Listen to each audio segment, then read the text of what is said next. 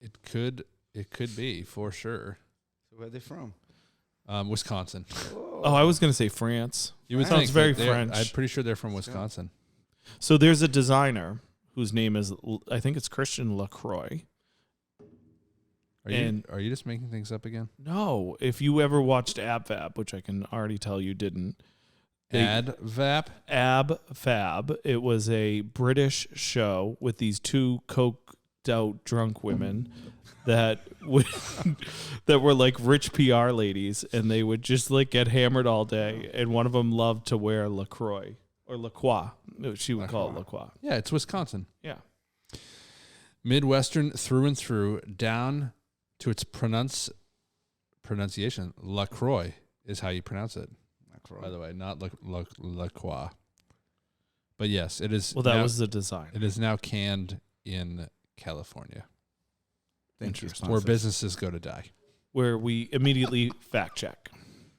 We do. I like to Google things throughout and really just mess up the vibe of the podcast from time to time. So, all right, Brendan, you're gonna take the lead on this one? Yep. For the kickoff, right? Yep. Just give me the heads up. Notes. Let's make a few notes here. So it's do you guys live in Alex Sepulveda. Do you guys live in Lynn? Yes. Yeah, where at?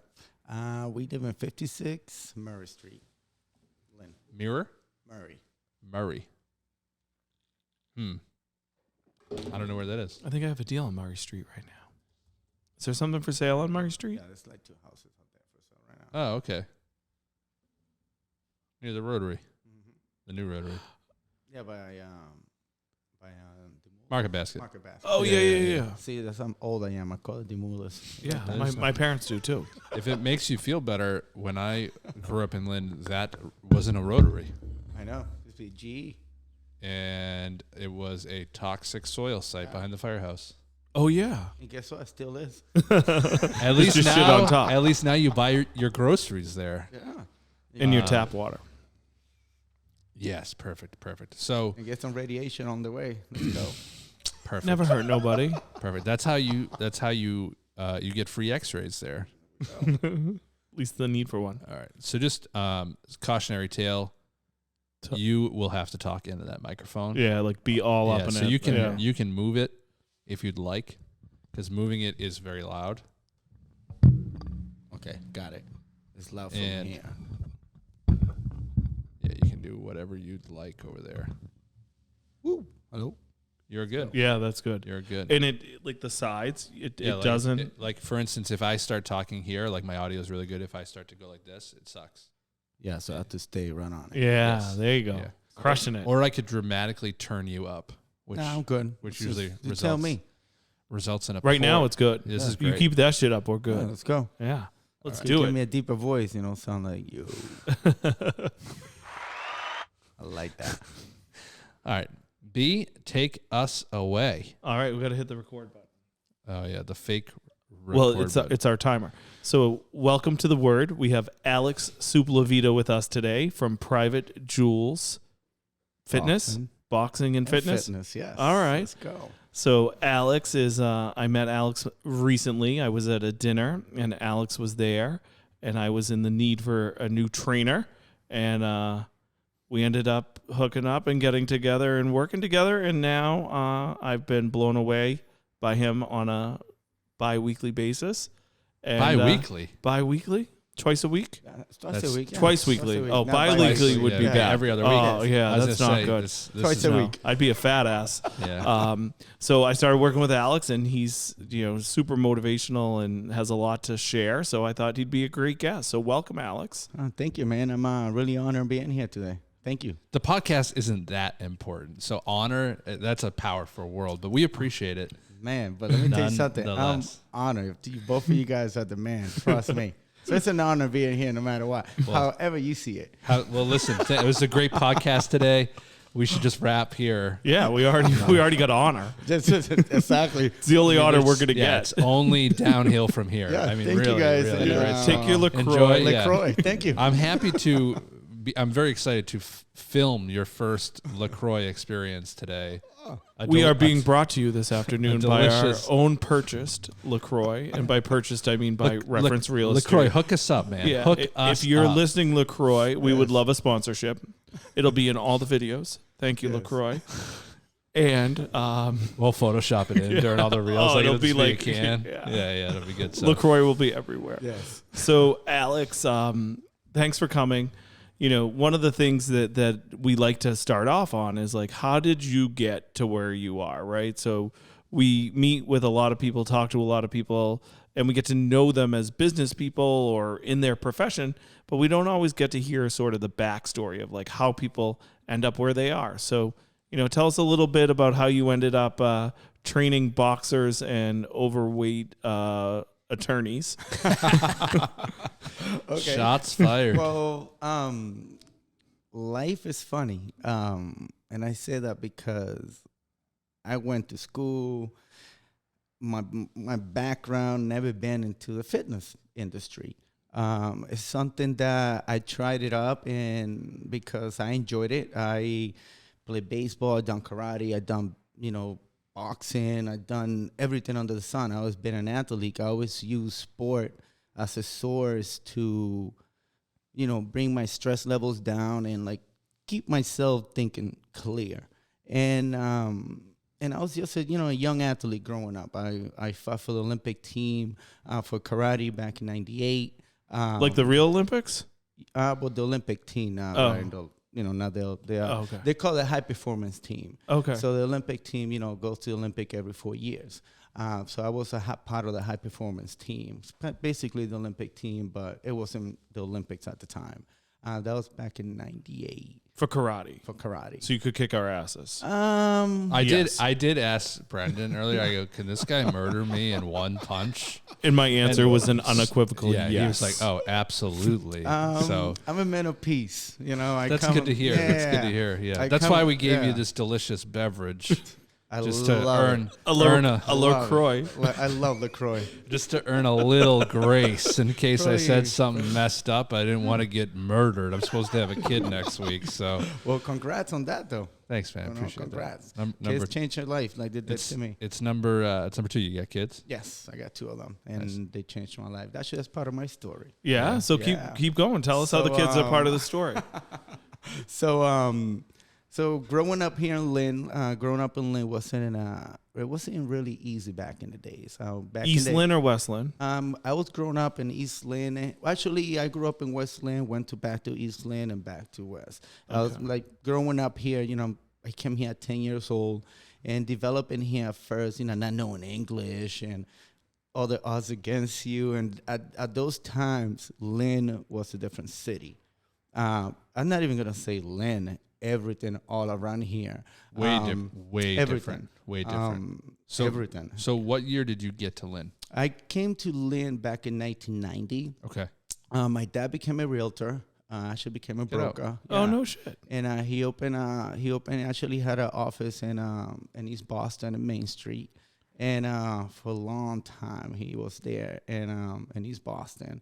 And I used to go to East Boston all the time. What I mean, everything is different. Everything is different from back in the 90s. Isn't East Boston bonkers in comparison to what it was? It doesn't. It's not the same city. No. I remember when I was back in the East Boston days, it was all Italians. Oh yeah. Now they live in Saugus. Yeah. Or Linfield. Yeah, I think it's Middleton Linfield now. Yeah. They're moving around. If you really made it, you might be in Linfield or Middleton. Yeah. I think it's Linfield because of the market. No doubt. No doubt. Well, if you sold your family's triple family, maybe. Last week. Hopefully you held on to it for a minute because the value might have went up. Well, there's a lot of things going on around. That's part of the story, too. I sold a lot in the market and flip and all of that. And that's part of the story, things that have been on my life. It's kind of been up and down. But, back to it, I went through all the school system in Lynn.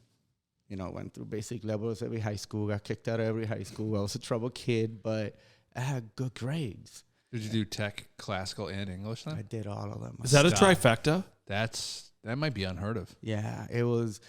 actually first started in English, only lasted in English for like 2 weeks. Went to classical, lasted in classical for like a month. Then went to Saggy. Oh, yeah. Lasted there like a good solid week. And then Lynn Tech and Mr. Mally Griffith, rest his soul. He accepted me, and I told him, I told Brandon about the story how they wanted to be part. If I had to come back to school, I had to join the mock trial. And I did the mock trial. And at that time, in the mock trial, we went against Classical.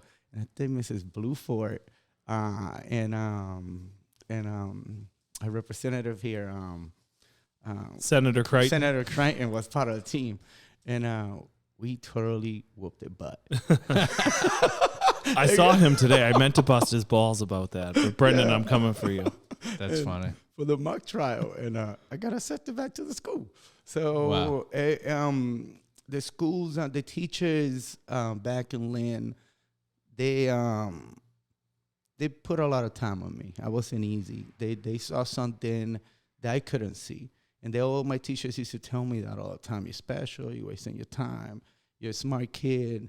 It's just the problem that I had growing up was that I was sharp, but I didn't have that mentor to guide me. Yeah, sure. So I was like a loose cannon. Yeah. So, I grew up that way. And then went to college. I had a full scholarship for baseball, actually. That's awesome. And went to UMass, graduated UMass with a master's degree in business. Which UMass? Boston. Nice. And it was a little difficult because when I went into to college, I felt like I wasn't meant for college. You know? It's a familiar story. Yeah. I hear that. I hear that. I felt like I wasn't meant for college. I was still getting into a lot of trouble. I still had great grades. I started working in Pizza Hut, 18 years old, as a manager, the youngest, I guess, district manager for Pizza Hut. I was before they sold out, and now they just over franchises now. So I worked for corporate, and I worked with them for like 5-6 years. Then I went to Express, and I was making. Then after that, I went to Walmart, and Walmart. Let me tell you something about Walmart. I was a slave working like 120 hours a week. Yikes. But I was making close to like $200,000 a year. And I was not even 21, 22. Sorry about that clap. Yeah.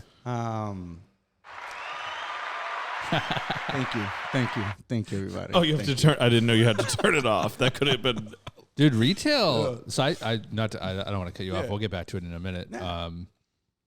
But I will. Also was kicked out of. Well, I got asked to leave college, respectfully not return, and I spent my entire professional life essentially in retail at Best Buy. Look at that. Right, so like we were like almost rivals. I think when you guys popped up that Saugus one, I was super pissed because I was running the Saugus one. But yeah, man, listen, retail is a great career. It teaches you a ton about business, about people. It's just really hard work. Well, I'll give it. I learned a lot from the retail. No doubt. If it was how I'm built today, I'm gonna say thank you, Walmart. Yeah. You know, I'll say that because they made a monster out of me. When I was young, I was a district manager literally, and I was running 300 employees under me, running so many departments, different stores. I had to make sure it shrink. Yeah. And oh my God, Shrink is payroll, stealing. Yeah, Yes. loss, Okay. loss, yeah. Yeah, you know, I was in charge of loss. I was not in prevention. retail Awesome. yet. Yeah. Well, some companies actually bulk in. I don't know what Walmart did. Some companies bulk in like controllable erosion Yes. into shrink. Mhm. Is that like coastal erosion? Similar, but it's controllable. Okay. Yes. So that's like when you mark down things, open box, rate of return, all that type of stuff. So Not eating the grapes as you go through the store. that would just be theft. That would just okay. be what real shrink. Yeah. Well, the problem was with the majority of the stores that I work in, Walmart was tough. It was like, Super high. especially, I shouldn't even say, but I didn't care. The Walmart in Lynn, when I got in there, their shrinkage was at 28%. That's so like- ridiculously high. Yes, they were about Yeah. to close that down. So they put me. That's really high. Yeah, That's really high. I figured you both had like an So- adverse reaction to So that. back. I have some emotional intelligence. So back in the day, like if you had a store like the South Bay Best Buy was one of the Big worst shrinkage. in shrink, but it was like 1.08. Like we were always really tight at managing shrink. Controllable erosion returns much worse. So like that's like, I mean, you just don't even make that much money in retail at the end of the day. Well, especially when the shit's $2.99. Well, Soft goods have good margin. Yeah. Well, what happened was with these guys, they were just like They're stealing. the receiving. It was a receiving end. Yeah. They were like a big Check it in, trailer check would it out. come in. 10 it wasn't 10 like TVs the will disappear off customers. the list, Yeah. you know. Yeah. Oh, that's the a different customer story. was probably 5%. Oh, that's real. It fell off. yeah, no, That's where it fell off a truck came from. 28% is like legit internal theft ring shit. Peddling it on the streets. Like you can't. Bunch of employees involved, no doubt. That's what it was. And, I did a lot of, they loved me because I was kind of like the, how can I say this? I was the cleanup guy. Yeah. I was the, Michael Clayton. well, worse than him. You're the fixer. Yeah, I was a fixer-upper Okay. guy. I was the, how do they? Tough love guy. Yeah, they called the, what do we call that person? Well, anyways, I was that guy that everybody saw me to the store, someone was getting fired, and they didn't like me because of that. So this store is a true story. This is the Lynn store? Yeah, it's the Lynn store. Yeah, this is good. So at that time when I was in the Lynn store, there was like, they have, a bunch of a little group of Russians in there running the stuff in the back. And they legit were running like a mafia. Yeah. All the managers were scared to talk to them. Oh, my God. Can you do this? They'll tell the managers, get the F out of here. Yeah. Oh, they leave scared. And you're an Olympic karate master. No, I'm just different, That's a true story. I'm just a person that I like action. I like action, So Fearless. yeah. So I'm doing my job. I go to the guys, hey guys, you guys doing this? What's going on? The guy told me F off. And I was like, you serious? Yeah. So you know something, what I'm going to do? He told me, what are you going to do? You're going to do nothing. I was like, okay. I now find it personal. So what I'm going to do, I'm going to clock out. I'm going to come here. I'm going to beat your ass senseless. Sorry for saying that. You can swear all you want on this show. Okay, Yeah. good. This is not for children. Put your children away. Please. So it's about to get real. Exactly. That's so funny. So I clocked out. The guy that didn't believe me. I come back. I go up to the front. Hopefully I don't get sued for this. How long ago was it? What's the statute of how long ago limitations? was this? We're talking about like 12 years ago. Oh, we're good. We're Are good. we good? Unless you killed him. No. Then we're good. So we're good. What's the statute on assault? I would assume it's like You would 3 to 7 years. You would assume. I don't do criminal, dude. I do real estate and estate planning. This is one of those times where you're going to continue. I'm going to He's going to look this shit up while you're talking. I love it. And we have to take a minute and mention LaCroix. Okay, so LaCroix, our LaCroix. Was there a deadly weapon involved? No. No, you could argue. Wouldn't you argue that this guy is a deadly weapon? Just himself? I mean, a trained karate master? It was, how can I quit. You know what I mean? It wasn't like I stayed there. So you quit Walmart? Oh, dude, it's 3 years. We're good. That's with a deadly weapon. Walmart was one of those jobs that I hated, and they didn't want to get rid of me. So I did everything under the sun. You tried to get fired, to get fired, and instead of saying go home, they'll give me an effing raise. So I'll be like, what the hell? That's retail. They're like, this guy doesn't fuck around. We got to make sure he runs shrink for us in the Northeast. Yeah, man. I'm like, Jesus Christ, what should I do? So I'm 24. I have close to, like, no lying to you, probably like $800,000 cash in my bank account. Amazing. I'm just by myself, working 120-something million hours Couldn't a even week. spend it. Yeah, I didn't have a life. I was pale. I looked like a zombie. Like it was just something horrific, And I hated the job because I didn't have a life. That had to be my life. It wasn't life for me. So it was one of those things where I clocked out. I go back there. I beat the dude senseless, like 3 of them. Like literally? Yeah, 3 of dudes. I beat them up. That's unreal. Did the shrinkage go down? Oh, dude, within 24 hours, Can you imagine you're involved in a theft ring and you were just off Saturday? You come in and you're like, yo, the new guy beat the shit out of everybody. No, it's fucking awesome. Don't fucking touch. Don't touch I hope those. they weren't stealing the LaCroix. Don't touch those portable DVD players anymore, man. This guy's going to freaking kill you. It was funny because it literally changed. And then my coach came to me, like, my boss, and he's like, oh, we have another store that we want you to go. And I'm like, oh, already? No, I'm done. I'm not doing overnights anymore. That's the first time I ever done overnights. And overnights suck. Yeah. And I did such a big impact that they were like, come. And I was, I'm done. So a nightclub opened up. One of my friends had a nightclub. Now it's a Mexican restaurant over here in Lynn. And the Hacienda Corona. Yep. La Hacienda Corona. Woo, woo. I go there all the time. I can't believe they make no tacos. That's right. Yeah, you can get tacos. Also previously at McDonald's. Yeah, it was a McDonald's when I was little. Well, I took it when it was at McDonald's. They used to have the drive-through and everything on it. That's right. Yeah. They still have a drive-through. I think the slide's Well, there's still a in the boat. front. No, they took that out. That's gone. Took that out. That's gone. But when kids it was kept- the nightclub, they had the slide, I think. We took it out. When You I took was it in out, South. yeah. We had but we still had the back takeout order thing. Well, They still do. They still do. Yeah. Oh my God, look at that. During COVID, that's where you picked up your to-go orders. Oh, for real? For real. Man, Jesus. that's a riot, man. So my friend had that club, and he wasn't a great businessman. He had that bar there, and the bar Shrink. no business. Not even a shrinkage. It was no business. It was just Nobody was going to the Linway to get hammered. Nobody. Yeah. Well, I mean, just from a perception standpoint, the first choice of nightclub isn't the old McDonald's building, in my opinion, on the Linway. You don't think Grimace and fucking Ronald McDonald are enticing? Listen, if the slide was kept, I think there's some value props that could have happened, but I feel it was a gay bar for a little while. Really? Yeah.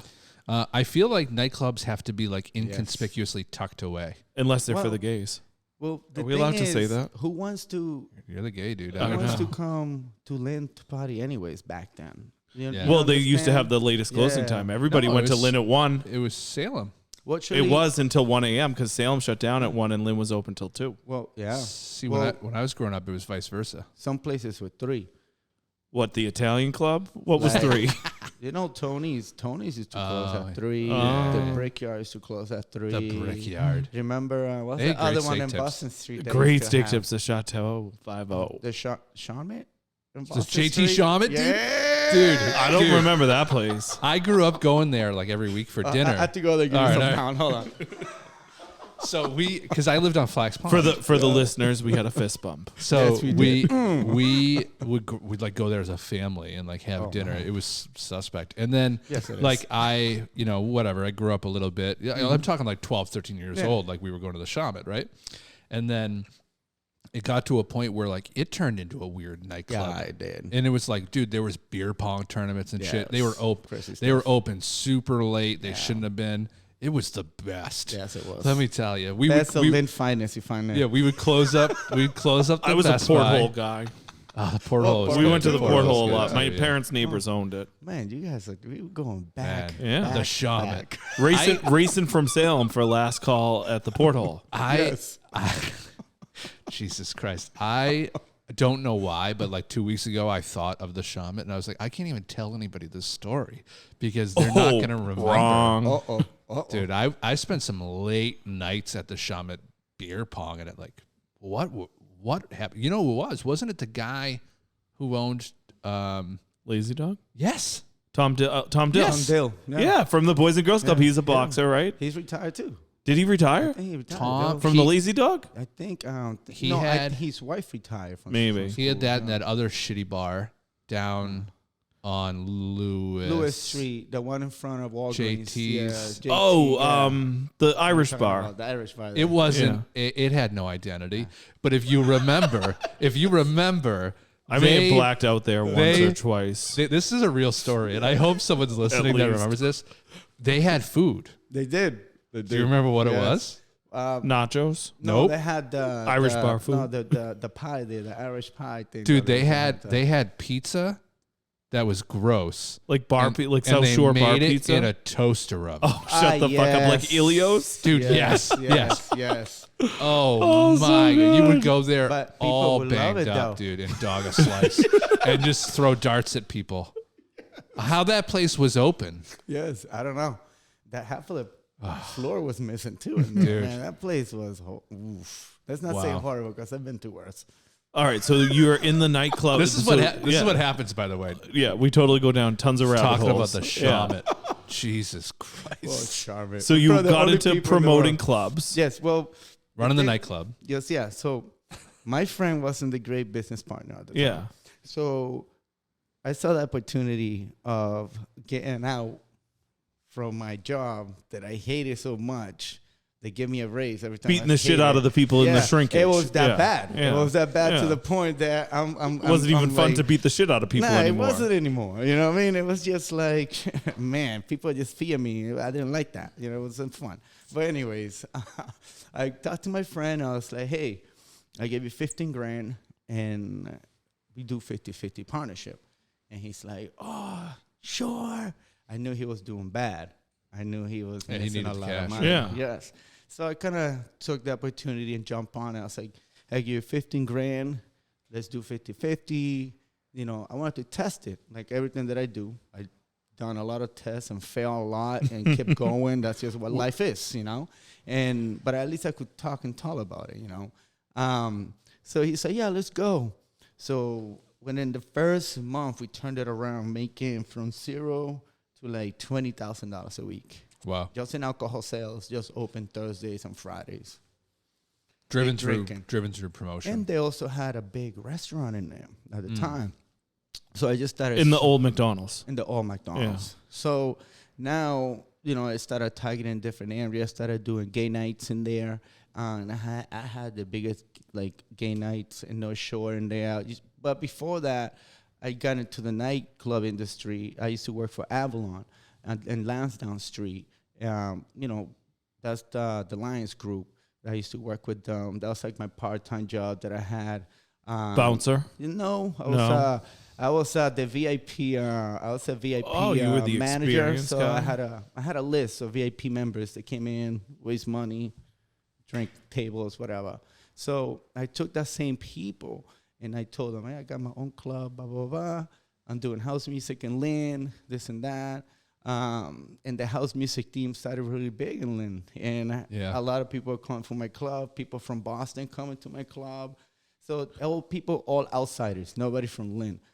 Who the hell like to listen to house music? You know, they didn't know about that here. They Yeah, think yeah. it's techno. It's not even techno. But anyways, so we having fun, making money. Then I was saying I want to open Sunday night.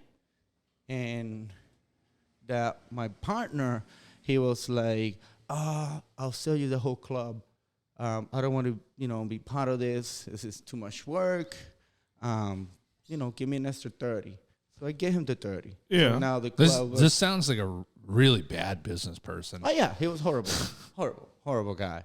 So Because he didn't have his master's like you. but I was worse. I became the worst businessman Why? Interesting. because I ended up in jail. Oh, okay. Remember that. Bing, All bing. right. So That is not the So- optimal outcome most but- times. But exactly. You know, so I want so I was doing really good business. Then I had another friend of mine that had another club in Lawrence. They used to Okay. call the Luff and Ladle in 337 Essex Street. And he was worse business than the other guy. So I offered that guy 25 straight up. And he took it. And it was 2 floors, 1,200 people, full alcohol license. Holy shit. Restaurant. But for some reason, the club in Lynn was busy. It made more money than the club in Lawrence. And it was bigger. But it was the market. The market in Lawrence, Saturated. it was lower Oh, interesting. income than the market here. So Yeah, I'm no one's really going big from- into when it comes to marketing. Yeah. No one's coming from Boston to go to Lawrence. Exactly. Yeah, They can't So- even find Lawrence from Boston. No, Exactly. I can't even find Lawrence. I think it's off 93. It's technically not wrong. 495, Uh-huh. 93, 495. Yeah. See, you're close. You get Close. in there. I know. Yeah. We have an office there. All of them. Good luck finding. Thanks God for now. GPS. For GPS, now. thank God. We're now also a bad business owner, clearly. So, buy him out. No, let's get it. Someone else goes. 10 grand? Yeah, you want to buy an office in Lawrence? So I did. Okay, I tried to pitch him your back room here for training in East Boston. It would be a good little training Yeah. studio. Someone will pay. East Boston, like you said. So we'll pay give you- $3,000 for that. We'll give you a tour. Yeah, we'll look at that later. We got Okay. so much to talk about. So you just dropped like I was a bad business person. I went to jail, and then we went back to Lawrence. So we gotta like thread this needle. We're gonna have to unpack that. Yeah. Okay, so let's go back. Okay, so before we got locked up, so I was in Lawrence, and I did great out there, but the first business partner that I had, that I bought off, came to me, and he was like, I want back in. I sell drugs. And there was no reason for me to sell drugs, saying the truth. No reason at all. He was asking you to sell drugs. Yeah, with him. Got it. And he comes to the club, and he brings literally drugs. Drugs. A lot of drugs. He brings like a kilo. And he's like, get rid of that. I know you had the VIP people to get rid of this. And I was like, I can't. I don't know nobody. Right. What are you talking about? Trust me, you do know somebody. And I'm like, okay, let me see if I do know somebody. I did call somebody, and that damn person picked it up, and it was gone. Gave me $20,000. I make money. The guy was telling me it's a certain amount, and I made some serious amount of money just out of a simple phone call. And why did I do that? I don't know why. And It was easy. Yeah. But there's for real, there was no reason for that at all. I was doing good. I had money in the bank. The clubs were doing good. Life was going perfect. But most And- bad decisions Yeah. that fuck our lives up are sometimes things we don't need to do. It's the devil. Yeah. The devil worked perfect, man. It wasn't like it wasn't hard. It was like planned perfect. Like it was meant to be for some reason. Yeah. I had to go through all these parts of my life to become who I am today. Yeah. And I'm grateful for that. Yeah. So So You how know- long did the run go with the drugs? oh man, the run went for 2 years. Yeah. There were FBI cops. They had 2-year investigation on me. They have rats. They have rats like You mean like decoys, snitches? snitches, Yeah. things like that, decoys, doing buys from my You own should sell this friends. shit to HBO Well, or Netflix. I don't know. Oh, the Let's guy see. from Netflix. He won't like me. Oh. Come on, man. Yeah, I don't know where This is a good going. story. You could sell this shit. A lot of You people should write a tell me that. screenplay. A lot of people said that, but hey, my life is not done yet. No, Still it's so we not still done. got a lot to do. So once again, it went from that to a drug empire. It was literally a drug empire. We were distributing a lot of drugs, and I was destroying my community, like literally destroying it. And I deserved going to prison. You know, when I got caught and I was going into prison, I actually told him this a couple of days. I was scared. This Oh, whole yeah, you did tell me time, this. I'm thinking, oh my God, I'm going to go to prison. I don't know what to do. I'm going to be fighting every day. I'm not going to be in peace. I'm scared of the people. I'm like scared. And then when I'm walking into prison and they're taking me in, I got caught red-handed. Everybody already knows that. I was serving 15 to life.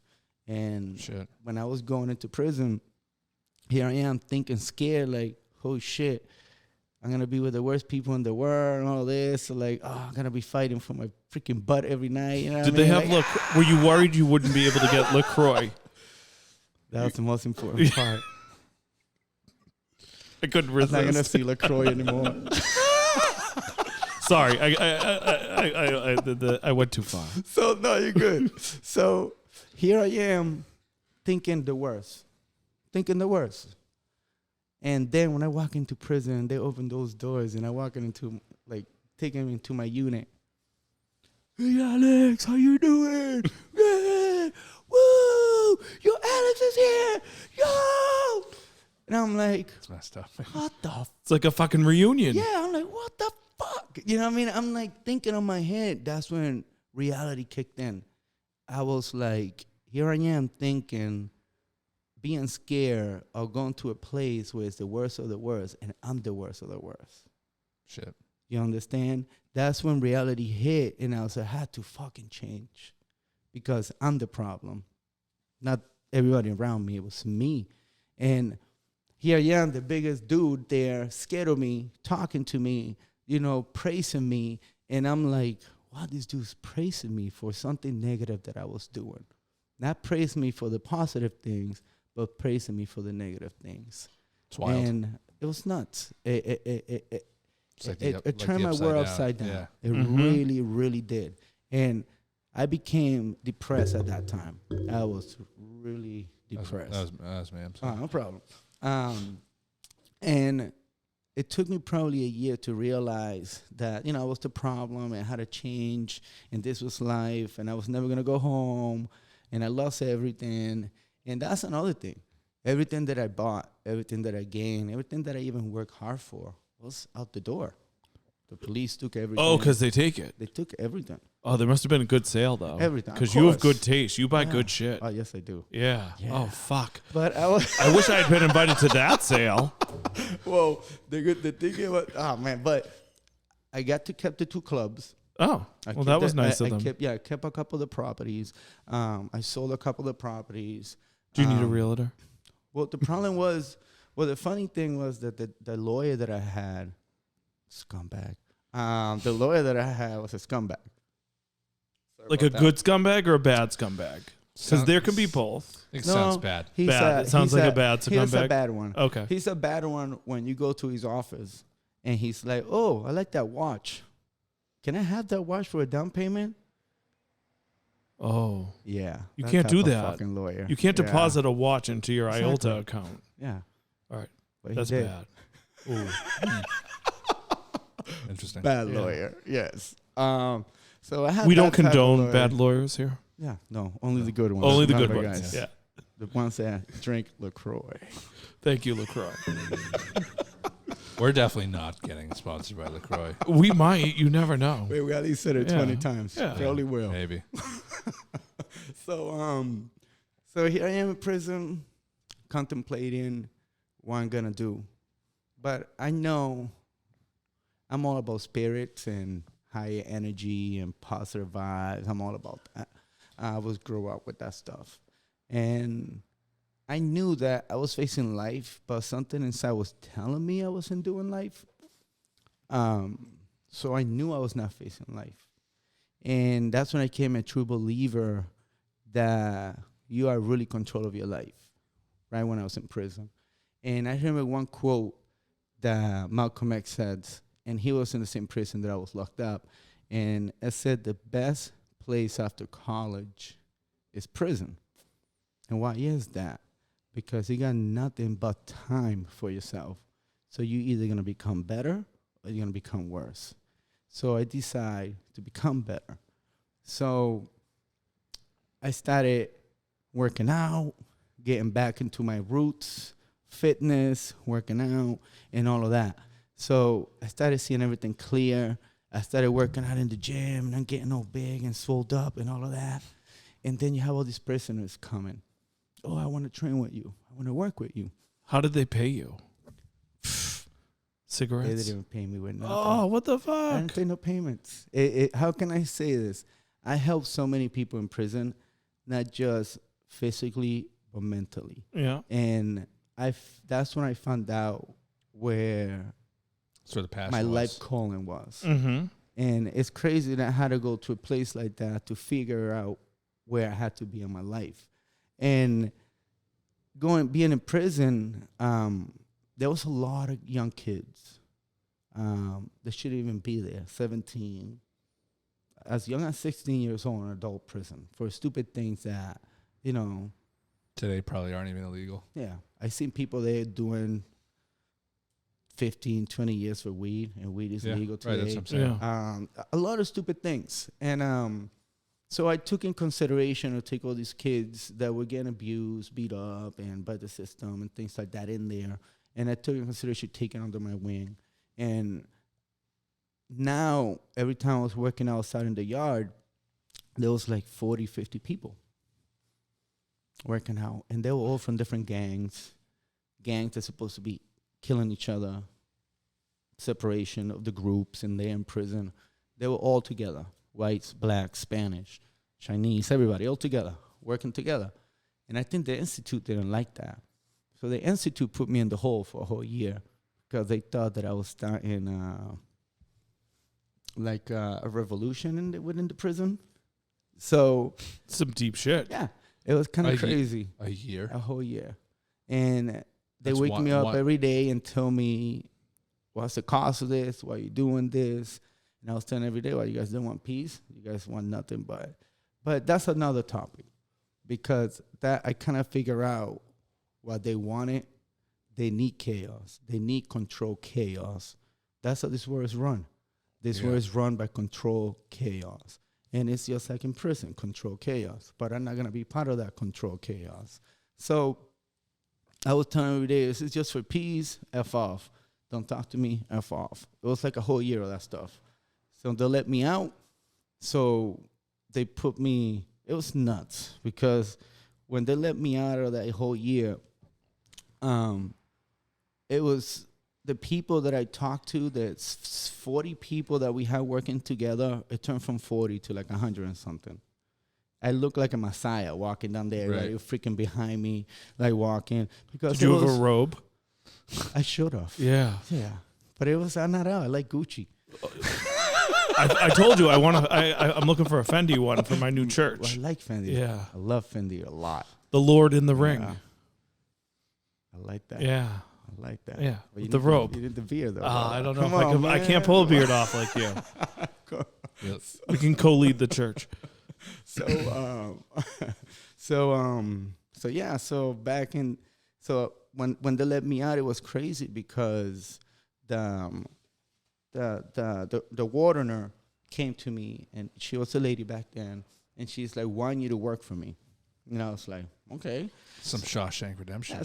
Some crazy stuff. She's like, "Work for me," and I was like, "Okay." So I was kind of like, I was working for her because I guess the inmates listened to me and all that Cutting stuff. down the shrinkage. So actually, I cut down on the violence. Okay. You know, we was always cutting on something down. Yeah. So I was in a program that they put for me in prison. I was running business management classes. I was teaching inmates how to start their own business plan, business goals, right when they get out. So when they leave prison, they have, a master plan. That's You very have cool. to, you just have to master plan. My master plan, I wrote it in prison. I have it written. I'll show it to you guys. I still have it. I look at it every day just to remind me what the shit that I went through, so I don't go back. Mm-hmm. And stay on the straight line. And I remember me doing that book, and I look at it now, and everything that I wanted, everything that I wanted is on that book. I have it today plus more. And it was the master plan. And I put it into consideration, and I never stopped until I made it happen. And I was doing that to a lot of these people in prison, like, do your master plan, helping them do interviews and things like that, just getting them ready. Because one thing that I didn't notice, that these people are incarcerated, but the same state is not giving them the tools to survive when they get out on incarceration. So what do you think is going to happen? Go back. Yeah, you gotta survive, right? You gotta do something. So it's tough. Give them the tools to survive. Yeah. It's like, and that's what my teachings are. I'm a person right now. I have all the tools, but I'm gonna help you and guide you so you could be successful. I'm not just gonna let you swim with the sharks and figure it out. It's not right. But anyways, I get out of prison. I only have $500 in my pocket. Only $500 in my pocket, and my family. And then I wanted to eat a goddamn steak. Yes, I wanted to. What kind? Oh man, I ate a nice ribeye. Oh, a ribeye. Mm. So you like a little marbling? Oh, The Shaman was closed. Yeah, it was, man. Oh, Good. dude, man, don't even go there. When you drove by, I you're get like, out. You know, You were what like, place take that- me to the shaman. I actually forget the Charlotte. It was this place they used to call oh my god, it was in Lynn, and it was by the river. It used to call Spuds? Spuds. Spuds. Oh, you went to fucking Spuds? You got out of prison and went to Spuds? No, Oh. it wasn't Spuds. With the airplane? Hayward. Oh, Hayward's. it was on Sluice Pond. Yes, Yeah. Hayward's. It's Not now... Spuds. It's now a Hayward's. campaign office. yeah. Spuds sucks. I know what you're talking about. Yeah. Sorry if I said that too loud. No. We're not sponsored, we're not sponsored by them, right? Newsflash, Spud's also closed. I know. Now it's a pot shop, isn't it? It's, I think, going Another to be a pot restaurant. shop. Yeah. No, it's another restaurant. Oh. It was, The yeah. pot shop used to be the Boston Cafe, Boston Street Cafe. Oh, yeah. The Spuds You'd is go the one there with after the the airplane. Shaman. Yes. Yeah. Late night. That place late was night. real sticky. Yes. Literally to the floor. Yeah, I remember. Really bad. So You they did. let you out. You crave steak. You go to Hayward's. I go to Wasn't Hayward. Hayward's known for fish? It was like a seafood Oh, place. they had a. So you went there for fucking steak? My man, they had a steak tip lobster pie. Oh, you wanted a combination. combo. Surf and turf, baby. Okay. Come on, man. I love surf and turf. I don't know. I don't know personally if I would have beelined it to Hayward's, but Hey, you it teach was- their own. yeah, You know, It was me. do they back have then, LaCroix? you know? stop. I think LaCroix they had- wasn't even open then, bro. Oh, shit. They just got the gun. That's why They they did. closed.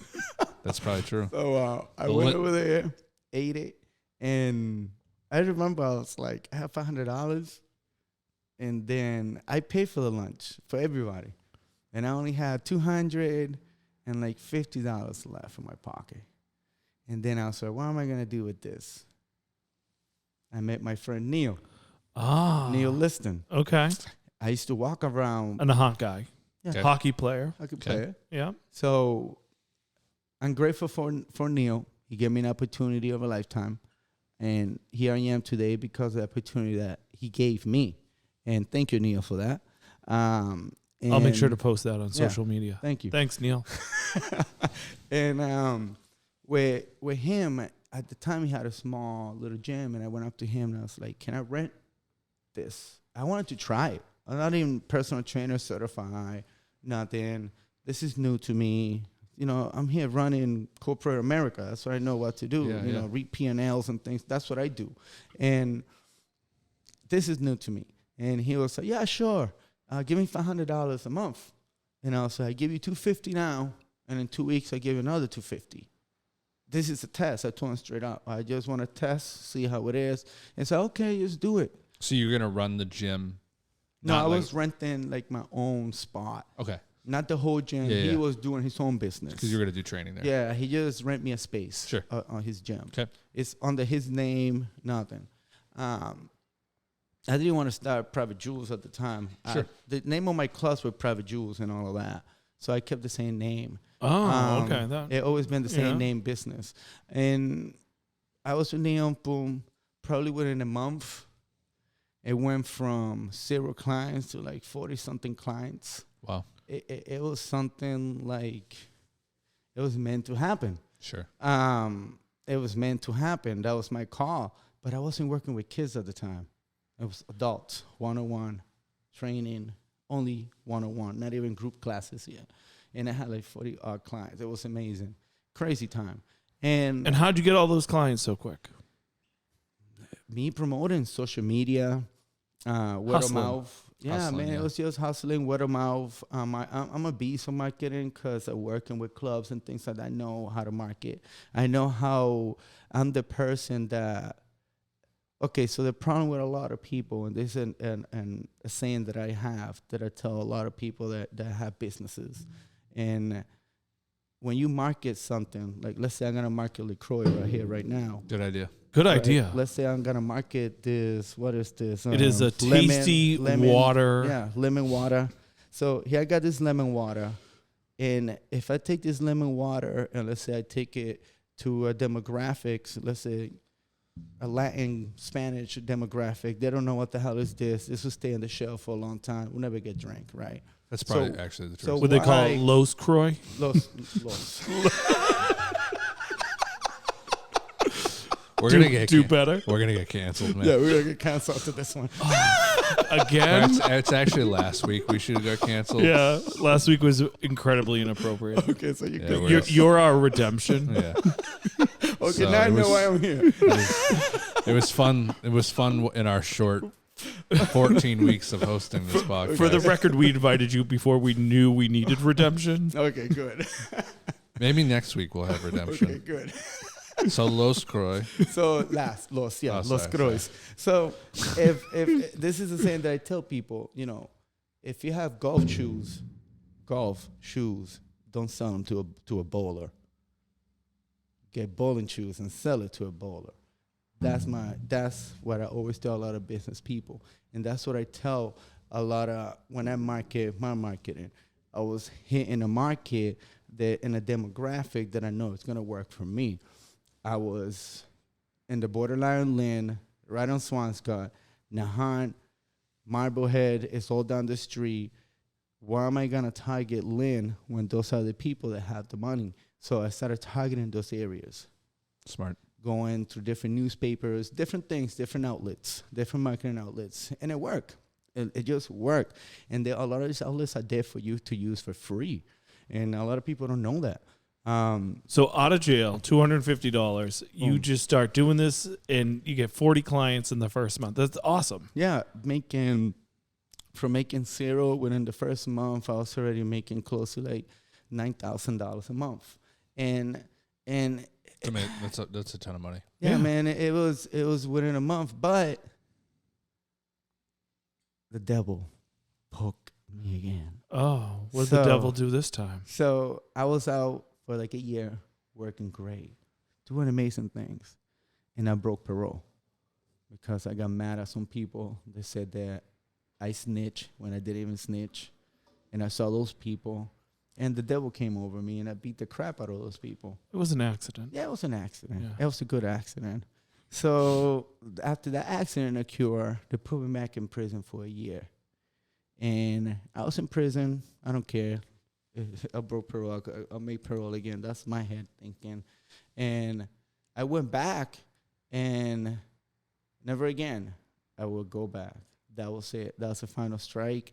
I changed sin, and I was back in there, and I was helping more people, and I was just like, why am I here helping people in here where I could be out there? And I got out within a year, and the 40 clients that I had, it went from 40 to like 80. They waited for me a whole year to come out of prison to be the trainers. And I just knew that was it. But before that, the second time, when I knew it was my calling, I needed money fast. So I went to Family Dollar, and I was with my mom at the time. Are you sure it was Family Dollar? It could have Yeah. been Dollar General. It could have been the Dollar Store. It could have been. Family Dollar. They're all in the same block, so it's hard to not know. I mean, in Lynn, you could go to all of them. Pennyworths. No, they got good shit over there. Yes, they do. That's where you can get some North Face, some I don't- Timberlands. I buy my Carhartt elsewhere. Oh, you order that shit online, you get it delivered. Boston Street's a tough ride I sometimes. hate. I actually refuse to go there. I know. Be- Last you told me to go the other way, and I got rear-ended in front of your office. Oh, that's tip. right. Thanks for the tip. Chatham Street's still the only way to get through Lynn. Yeah. Yeah. And then yeah. people smoke you right on Lewis Street. That's true. Good Yeah, times. Lynn, that area there is a little tough. It Anywho- haven't anywho. changed yet. Yeah, haven't Yeah. changed yet a lot. So and I know we're not even close to done with the story. So you get out the second time, and Yeah. you start working with people again, and then eventually you start your own gym. Yeah, so I went back to Neil. Neil said, yeah, come back. And I was just like, you know what? I'm just going to open more opportunities. So let's start doing group classes. So I opened the group class chapter, and that was a whole monster. It went from one-on-one classes to group classes, and my group classes were all packed. It was a time of my life that it was kind of like a experience business part of it. So everything was being successful. So now myself, I was working like a dog, like back in the Walmart days, but for myself. I'm here I am working literally like 198 sessions a week, no lie.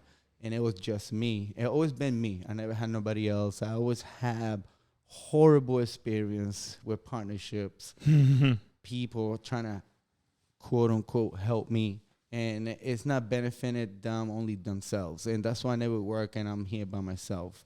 But beside that, I started teaching the karate classes too. And karate went crazy. And then partnership kind of like split. And I'm not going to go into that. And then I go open the new place on 725 Summer Street. I bought it from Sherman MMA. There always been a gym there for 30 years. But I go there, and this place, definition of shithole. Man, don't lie. You look at shithole, it's probably a picture of that building. And the building was falling apart. I couldn't believe it was even a gym up there. But I had to go. So I gave the guy $10,000. It was even worth it. But I had to do it because I needed a place. And the place was scary looking. Like, you see how when you go the hallway? Yeah. How creepy the hallway Yeah, looked? The super whole creepy. gym looked like that. Yeah. Like, the gym was horrific. But guess what? People follow. People follow. And this is why I knew that this was my calling. It was literally my calling. And I'm teaching karate. Boxing wasn't a factor yet. Teaching karate, teaching one-on-one, group classes. I told my brother to come help me, and his wife, he's his wife now, then too, to come help me, and they helping me. But my brother started doing boxing. My brother was like, yo, let's start the boxing, and this and that. I said, I don't want to do that. It's too much work. I'm already having enough. You handle that yourself. I should have borrowed my gloves. I know, you should have. We got to do some pads. Look at his face. The record would reflect a bewildered face by co-host Williams. We'd have to get some content of that. Yeah. I got boxing gloves, dude. Yeah, he's doing good with the pads. I don't have a funny joke right now, No. but I'll think of it. It'll come. It will come up. So my brother is doing the boxing, then he quits. Well, I fire him. You fire your own brother? I mean, get that's some rid of- ballsy shit right I there. love my brother, Yeah. but I love everybody. It's just I have a mission, and if you don't stay with that mission, it's just not good for the business. That's all. I love my brother. He has a gym. He opened his own gym with his wife. They have a gym, successful as well, and I wish him the best of luck. I wish everybody the best of luck. You know, it's no bad. Family's family, business. It's just like I said. My mission is this. If you don't follow this mission, it's just not going to work. Yeah. You know, so he leaves. So now I'm stuck with the boxing. So I had to make, how can I say this? I had karate and boxing. I had to make a decision of what to drop because I'm way too busy. And I dropped the karate, stick with the boxing. And the boxing in our city, it's not even say our city, this whole area. Because my gym, I got fighters that come all the way from South End. I got fighters that come all the way from Canton, Mass. I thought you got one from Rhode Island or Connecticut. Connecticut, Rhode Island. I had a kid that came the other way from Maryland. You know what I mean? So I have kids that come from all over the country just to train. And how many you said how many followers do you have on social media? Social media, I just basically hit 1 million, all of them all together. Like, you know, Instagram, Facebook, all together. My website alone, I have privatejuicefitness.com. That website alone gets over like 800 a month alone. So the view is there, the following is there. But now you're promoting boxing too, right? Like you do boxing, you put on fights. Yeah, I do. I'm also a boxing promoter. I became a boxing pro promoter during COVID. I only was dealing with the amateurs, but because during COVID, when COVID happened, all these gyms were closed. So I turned myself to do international business. So I started doing international business. I was traveling to Mexico, Argentina, Colombia, and I was bringing fighters from there here, training them, getting them fight in Mexico. I started doing events, pro events in Mexico as well, bringing fighters from USA to Mexico to fight. So I was making the moves. I couldn't just stay here, twiddling my thumbs, not doing what, not knowing what to do. So I started doing international business. They made me into a Mexican resident because I guess to be it's easy. You were telling me this the other day. Yeah. It's easy to become a Mexican resident. Yeah, it's easy. Yeah. But to do business in Mexico, you have to be a resident. Yeah. You want to become a Mexican resident? He says no. You want to go get some plastic surgery in right south of the border? I don't, not currently. Oh, yeah. I agree. I don't want to either. Alex, you also do a lot with kids now, right? So part of it, I think what I'm hearing from you is that you care deeply about helping other people, and that's a part of the mission of your business. Yeah. I'm all about, like I said, about my community. I was destroying my community before, totally destroying it. I was bringing it down to the pits. So now it's my job, my responsibility to pick it up. For what I destroy, I know it's not going to be perfect, but at least we could try to help a future generation to become better, so they don't do the same things that I did when I was growing up. So the kids that I have right now, amazing. I got kids that come from DCF, DYS, trouble families, depression, overweight, you name it. Kids that seen things that the normal person should never see, or witness things that should never see or done. And these are the type of kids that I work with, kids that the people forgot about. Mm-hmm. Oh, that kid doesn't have an opportunity. That kid is nobody. That kid smells. Or that kid, he doesn't have the right clothing or something like that. And so I helped those kids. I had kids that, like I said, had nothing, and now these kids graduating college. We get them scholarships, buying homes, great jobs. And you're taking a couple to a national boxing. We got 2 kids that were failing, and now these 2 kids are honor students. That's incredible. Yeah, these kids are just amazing. And the thing is, it's not just that they're doing it for themselves. They also helping the community along the way. It's not me. It's like, what we're going to do together, to make a better difference. So for our friends at LaCroix and our other listeners, of which we have a lot LaCroix, it might be around 6 or 7, but there's more cans of LaCroix than there are LaCroix listeners. Yeah, so we hope and we think that a lot of people in the real estate business and real estate agents, mortgage people listen to the podcast. And as you're aware, business kind of sucks right now. And there's no inventory. There's a lot of buyers, not a lot of sellers, and people are trying to hustle, and it's really hard, right? Like it's hard to sit around and think about how your life sucks and how you're not making the money that you made a year ago, and it's really easy to say fuck it, like I'm gonna go home, I'm gonna order a pizza from Pizza Hut, and I'm gonna sit on the couch and I'm gonna eat it, and I'm not gonna use the Peloton that I pay for and that I paid the service to Peloton for. You're basically describing my life. All of our lives, right? So right like, now. how do you pull yourself out of that fucking shithole? Well, first of all, right? all, Because you were in a real shithole. Yeah. Right? Like you were able to pull yourself out. So like, what's your advice when you're working with a client like that? Well, first of all, save your $4,000 and not buying your Peloton. It was only $2,000. We already bought them.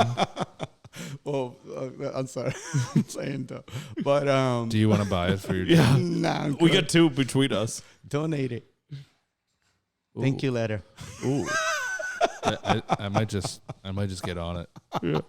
This could go with the tax write-off at the end of the stop year. being a bitch, maybe. Yeah, listen, I echo Brendan, right? Like, so much of this business for us to try and tie this in, right, is mindset.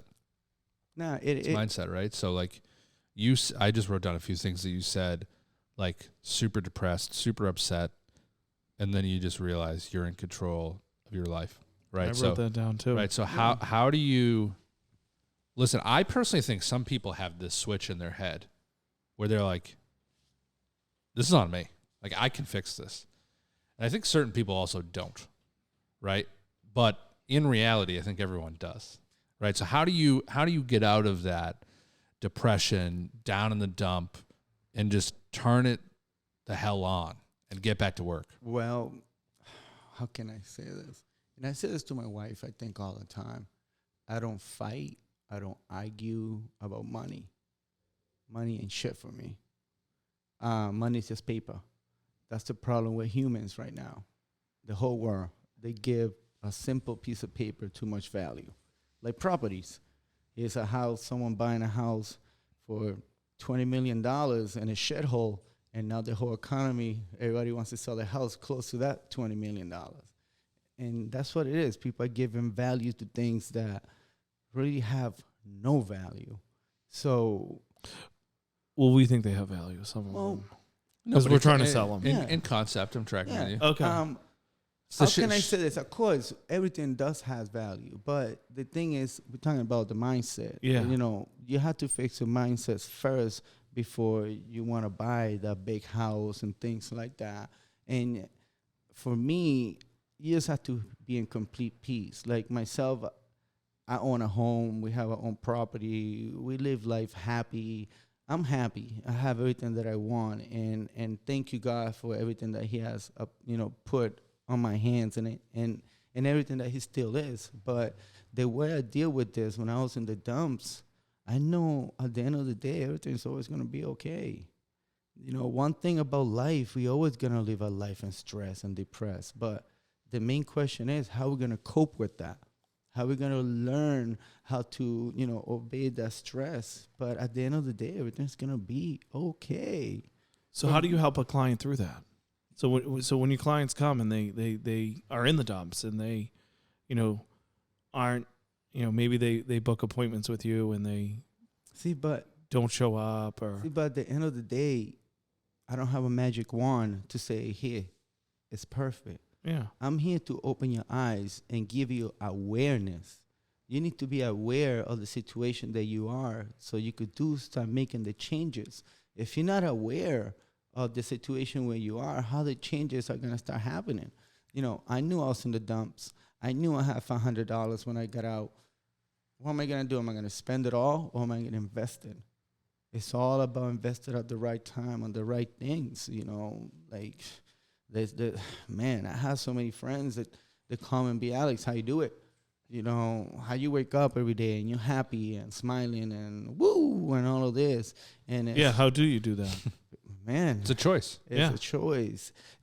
Sometimes I wake up, life hasn't been easy. Sometimes I wake up and I'll be like, dude, I just want to kill myself. I had thoughts like that. Who hasn't? It's been parts of my life that I really wanted to kill myself, and I was close to do it. But it opened my eyes, and God put different things on my life. And like my son, now you say about kids, this is my story when it comes to my kids. I was in a time of my life, I was doing good, but I was an alcoholic. I was doing drugs. I was making shitload of money. I did not care about life. And then when I had my son, Alex, my first son, my firstborn. They're not both named Alex, are they? Alex and Alexa. I love it. Subtle. Yeah, my son named my daughter. He was like, Daddy, name her Alexa, I'm going to be mad at you. And I was like, okay, Alexa it is. So, yeah, they're best friends, too. I love it. That's so cool. Anyways, so when I grabbed my son for the first time in my hand, and I saw him, and I saw those two eyes looking at me, he gave me purpose. That switch clicked in right away.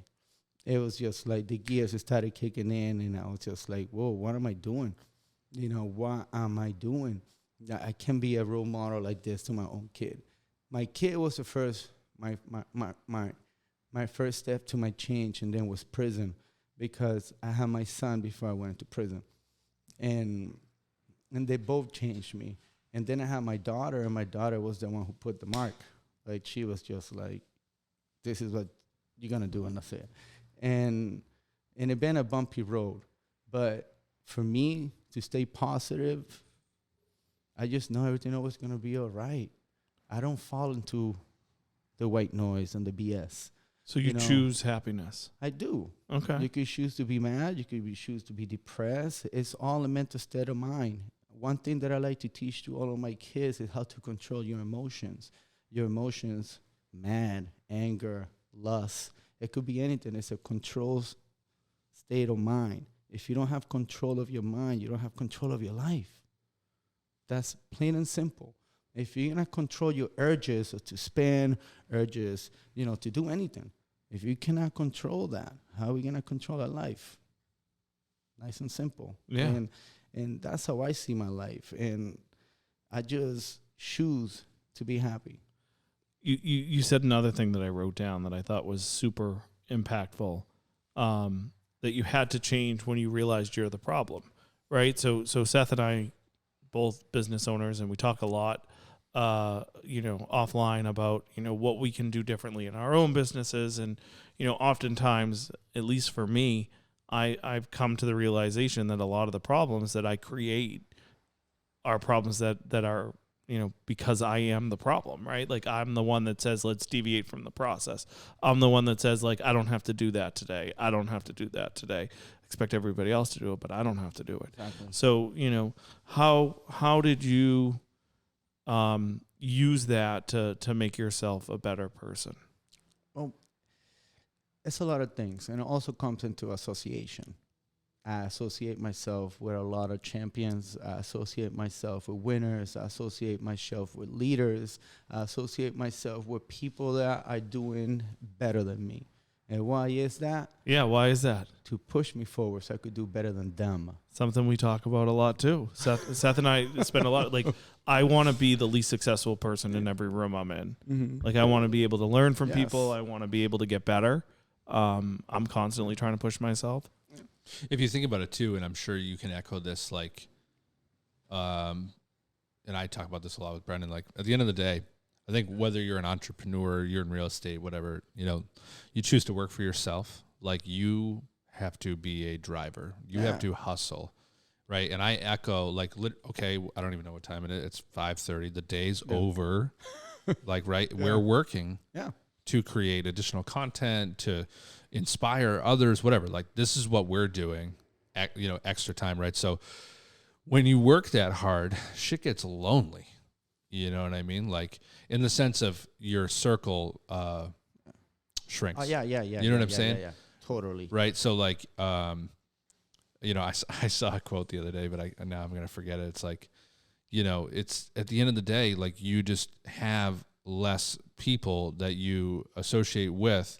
And so how do you pivot and level up that circle to continue to move you forward with progress for yourself in business, etc., while you have this balance of, like, you're working so much? It's like, so it's just so hard to do. Well, I don't think it's for me, it's not hard.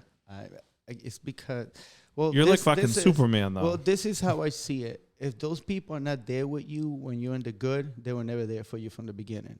So fuck them. Yeah. Sorry for saying that. I had a lot of friends. Man, I know so many people, and there's a lot of people there that could help me and put in a different place. But they don't. Why? I don't know. But guess what? God bless them. I'm still going to do me. I'm not going to move by my friends or what other people think of. That's the problem with a lot of people now. They don't succeed because they're scared of losing their friends. Is your friend going to buy you that $1 million house? No. Well, hopefully Seth helps them. No, I completely agree with you, and I don't have a problem with that, right? I think it's just like this feeling of, I guess just success is lonely in the sense, it is. Like you're driving and you become this driver for your family, and you get new circles, right? Yeah. And my wife and I talk about this a lot. Like, I don't know, at the end of the day, life is just a bunch of seasons. Some people are there, like a good show. Yeah. They might be in there for 3, 4, 5 seasons, but they don't make it to the finale. See, for me, life is a big classroom. I learn every day, And it's a big classroom. Earth for me. is a school. Yes, it is. It is. I learn every day from my kids. I'm learning. I'm a student of life, but I'm a student of life, and I'm associating myself with all the students like me, all the scholars like me that had the same dream and same goals. I'm not gonna stay stuck because my friend don't want me to move forward. I don't do that. I hear you. Yeah. I don't do that. And I show that a lot to my athletes, a lot of my kids. A lot of my kids be like, Coach, when I turn a pro, you coming with me everywhere. I'm like, nope. I don't marry anybody.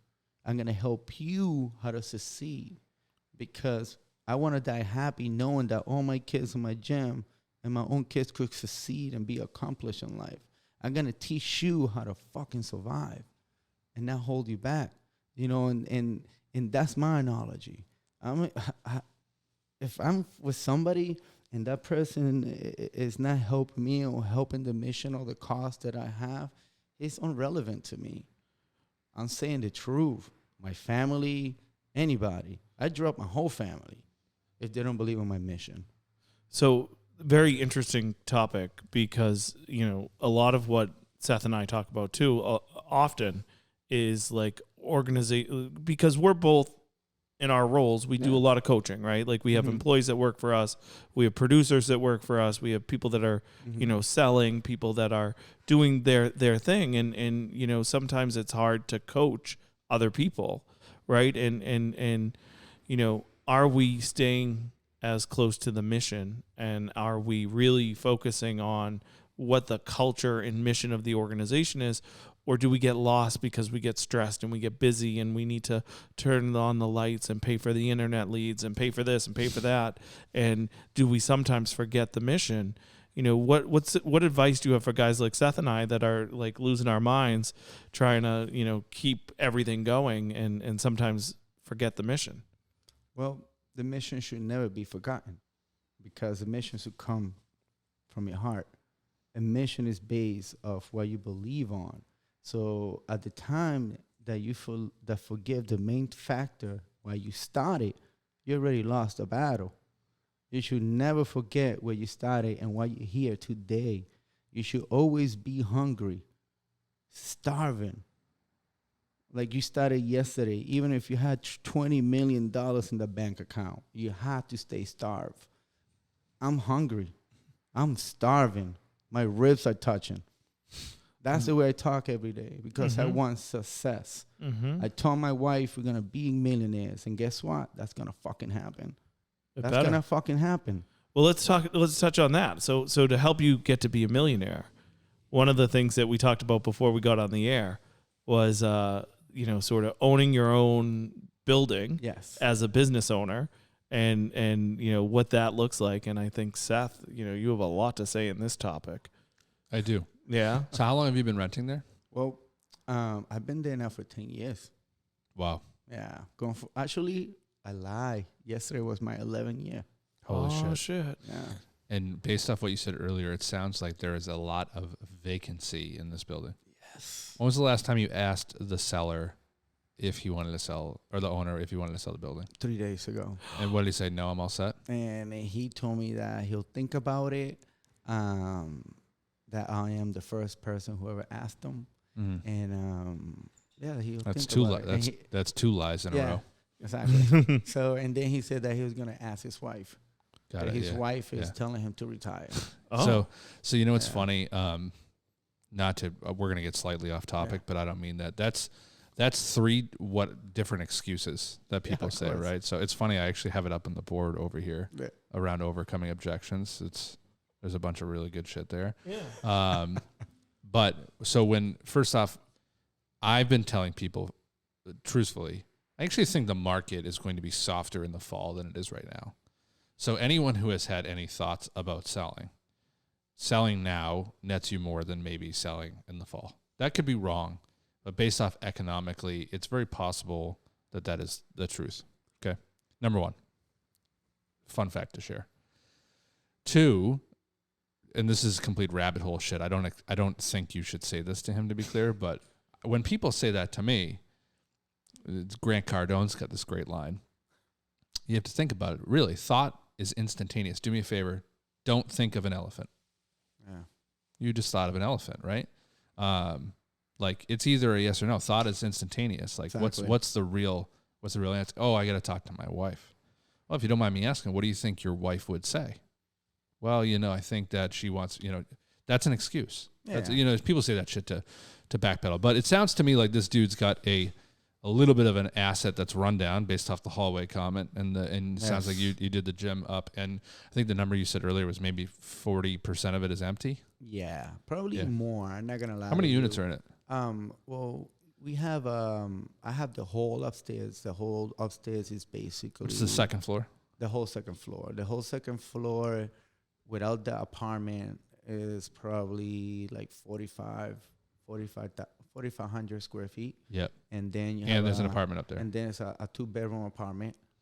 Also, I got that. That's mine too. And You take that too? Yeah, that's mine. Okay. I'm not renting it out. I only use that for for my kids. Yeah. They get kicked out. Yeah, they need a place. It's part of the nonprofit. Yeah, very cool. Yeah, I don't use that just for the boxes and things like that. And then you have a convenience store. Then you have the landlord's business, and then you have an auto mechanic. Mm. And then behind that, they have probably 2,500 square feet that is rented to a vinyl siding company that they're leaving. So that's going to be vacant within the next month. And then he has a whole warehouse, probably like another, no lie to you, probably like another 3,500, 4,000 square feet empty. Interesting. Has a lot. Probably close to like 10,000 square feet. What's the address of this place again? 725 Summer Street. This guy's a genius with this stuff. It's just math, man. It's not that hard.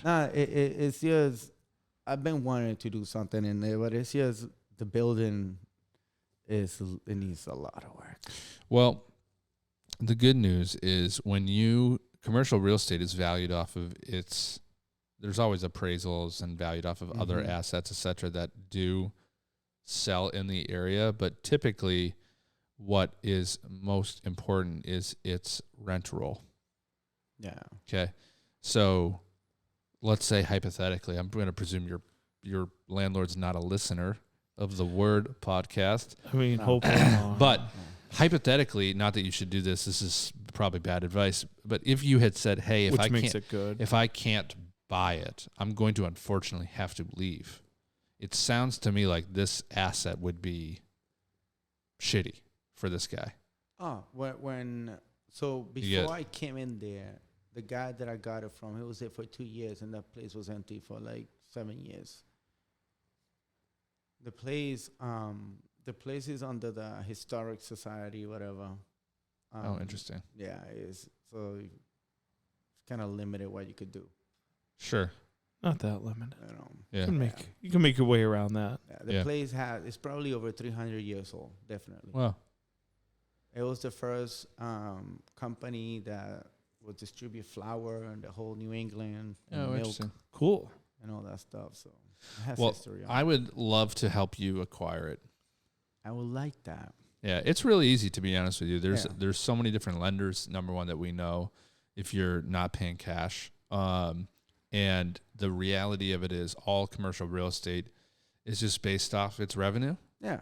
And then really what the bank wants to know is how much revenue can cover its debt, right? So it's a real easy equation. Essentially, there's always a purchase price and how we can get into valuing the property. And when you have mass vacancy and probably lower rents, because it sounds like this guy's owned this for a significant amount of time. Yeah. Usually those rents are... And he owns one of the businesses in it. Yeah. Like probably not paying rent at all. Yes, it's owner occupied. It sounds like he's retiring. He owned it for the past 40 years. Yeah.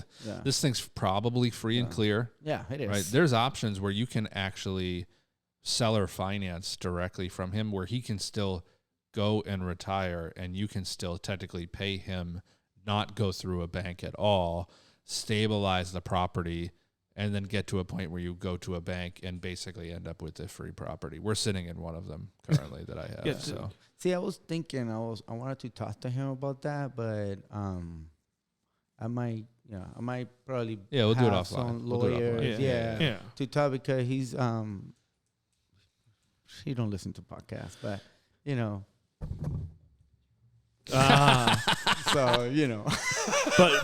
but one So one of the benefits of literally seller, there's a lot of benefits of seller financing, especially for the seller. Yeah, because they get to annualize gains differently. Yeah. They basically, like, if let's say you're gonna buy $1 million building, I have $1 million building to sell. Well, I just get $1 million and I pay taxes on $1 million off my tax basis. Blah blah blah. Yeah. When you sell or finance that building, you're basically now paying me in installments for this building with interest. The reality is, if we've ever taken our mortgage payment as an example and times it by 360, if you have a 30-year fixed mortgage, it's like 2 times what you paid for the property. Okay. It's the same for seller financing. So in reality, hey, I'm going to enter into a schedule to buy this property off of you. You're going to end up, avoiding a lot of taxes, at least in the interim, because you get to recognize them annually. Right. So, I got this much in principal and interest payments. That's now my income or whatever. Right. And then on the flip side, you can own it for no money down. There's literally no limitations. You truly do own the property. And that guy's going to end up with probably more income than he's getting today by being the actual landlord, have no maintenance, nothing to do with the property other than get mailbox money. Yeah. It's a win-win for you and the seller for real. And then the best part is, because it's all just based off its revenue, if you get that to a place of true 100% occupancy, you then go to the bank and say, hey, check out my rent roll. And they say, hey, this building is worth X. More. Right? And so you say, hey, I'd like to refinance. And you take out, more maybe money. It's worth $2 million. You've made $1 million for real. You've ended up, that's real money. Yeah. You've ended up with an asset. And the bank will lend you all of the cash in a cash out refinance to go buy another one. Yeah, and you're gonna go turn and be like, hey, here's the I owe you $930. So it's kind of like it's like a lease to own type of thing. It's so lease to own is your installment, but he still owns the property. In seller finance, you truly get deed to the property, and he holds the mortgage. And he just holds the mortgage, the same as Bank of America does. Okay. Yeah, it's okay. I personally, and it reduces his capital. Like it can, it's literally with his accountant, he can play some capital gains tax plays. Getting his money. Yeah, because at the end of the day, if you default, you know what he does? He takes the building back. Exactly. It's that simple, and he still has the asset. I'm telling you, man, it is a dope strategy. I like that, and that's how you become a millionaire, and you get someone else to pay for it all. I like that. Yeah. There's I've purchased a property personally in seller financing. The catch with seller financing is there usually can't be debt on the property, because when you sell it to somebody, if there's a bank involved, they want to get paid back, right? So when you don't have debt, that guy can do a 7-year mortgage, a 10-year mortgage. It doesn't matter. Yeah. And so he still gets to retire, get some mailbox cash, still have his security of the asset. He gets to save on gains, and at the end of the day, maybe in 5 years you strike him a one-time payment for the balloon, but at the end of the day, you went to the bank and just fixed the property, and it's worth way more money. Seth, have you ever been paid to buy a building? Have you ever gotten more money from buying a building? I have, yeah. Does that sound like it sucks? I bought you get a check for buying a building.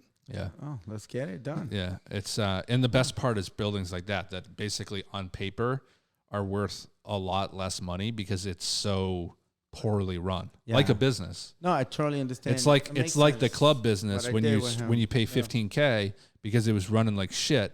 All you had to do was fix it real quick, and now it's worth so much more, right? Mm-hmm. It's the same shit when it comes into commercial real estate. It's just a P&L. I have so many Excel calculators I can share with you. Like, hold on. It's where it's at, man. So that's how. And this is how you make your wife a millionaire. Nah, we are. Yeah, we got a lot of stuff going on. I love it. I love it. No, but I do like that. I would like to talk to you guys about that. We'll discuss it offline for sure. Well, maybe when Seth comes to work out every now and then. Yeah. I know. I probably need to. Yeah, you should. Do some leg day with him. Leg day's the fucking worst. Today was leg day. I was almost in tears. The first leg day, I couldn't walk for 3 days. That'll happen. Yeah. That'll happen. Yeah. It's still kind of happening. All right. This was great. Yeah. I have one last question. Yeah. So you, I love what you said, master plan, business plan stuff earlier, right? It's funny because it's so much applicable shit, and I love the fact that you're still referencing that business plan, essentially that master plan for you today. What are some of the components out there, whether you're a small business owner, a young kid trying to turn your shit around, like whatever it is, like what are those components that you have installed in maybe your own business that is part of that plan? I like to be different, just different. I like to do stuff outside of the box. So it was kind of, how can I say this? It was a little harder to figure that out first. I kind of figured that question out probably like I'll say 2 years ago. When I was running my business, I was everywhere.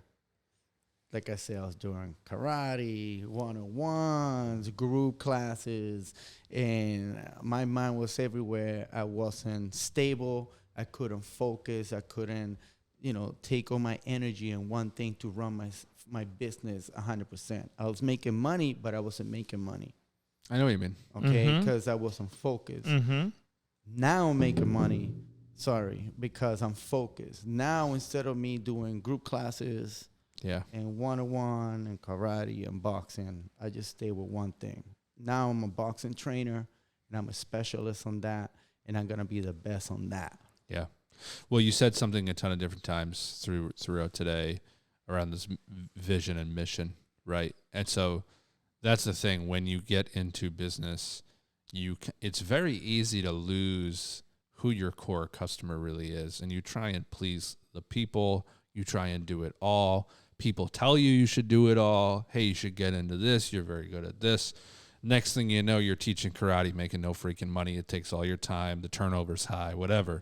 And so when you realize that, if I get a boxer, he's going to stick with me for X many years. They're going to be in here X many times a week. They're going to be in this like it's a longer term client. It's a higher paying client. And now you're cashing it in. Right. So like, it's funny how in this, and you said something earlier too, like you got to stay hungry. Yeah. Right. So I think that we've talked about this before too. Like in real estate, 2020, 2021 came around, shit was crazy, It was easy to forget the basics. And it was probably very different than the gym, or maybe the gym picked up because people were scared to go to different places. So they went more personal training. Like it was just, dude, it was so easy. And we lost sight of the real core work. Yeah. And now we've been building that muscle back for 9 months, and it's crazy. Like we're still really freaking busy in this really hard market because we're still showing up every day, freaking working. Well, your consistency is what makes it all. And once again, you target in the right market. Yeah. You're selling bowling shoes to a bowler. No you doubt, understand? No, that's what you're doing. And that's what everybody should do. If you in business, you have to be diverse.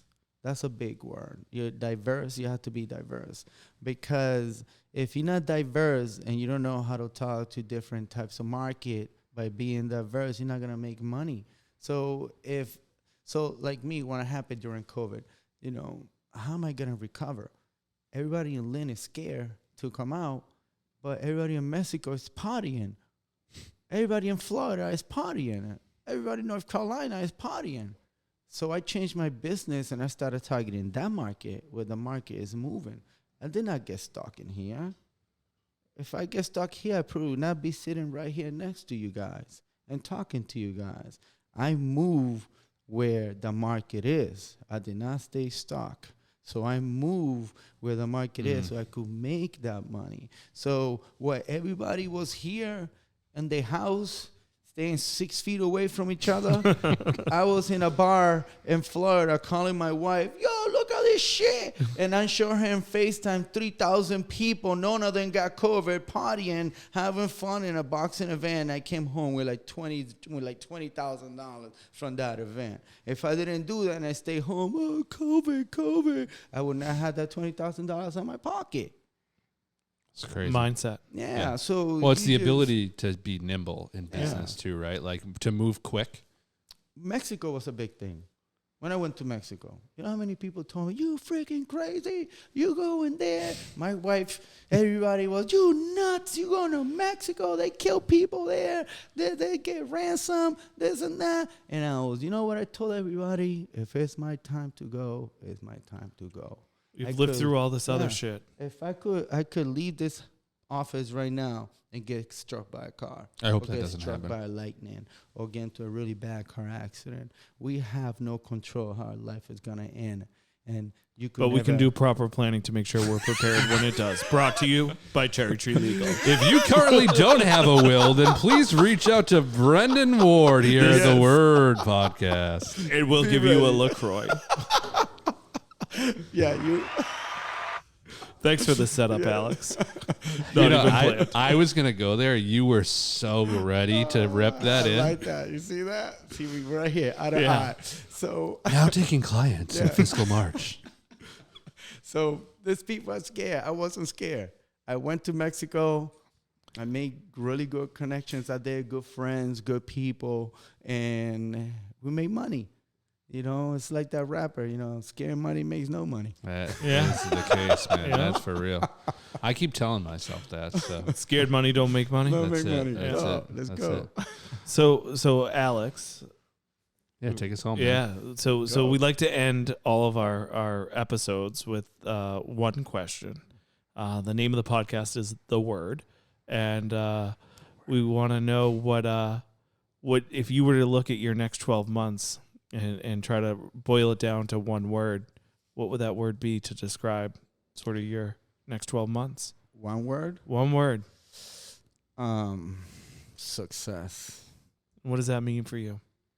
I'm going to be the new owner of my building. Let's go. Yeah. Let's go. Yeah, there you go, man. It's honestly, it's way easier than you think, you know? And if you don't ask and you don't follow up, the answer is no anyway. Yeah. So. And if it's not going to hurt you, no.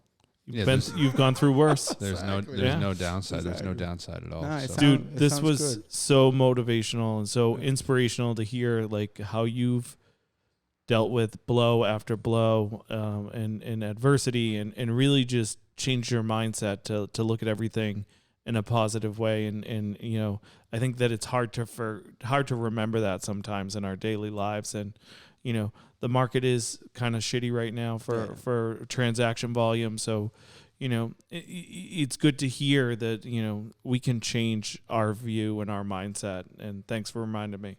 No, thank you, man. Just like I said, everybody stay focused, stay true. And the main thing, just always be happy, man. Happy, happy, happy.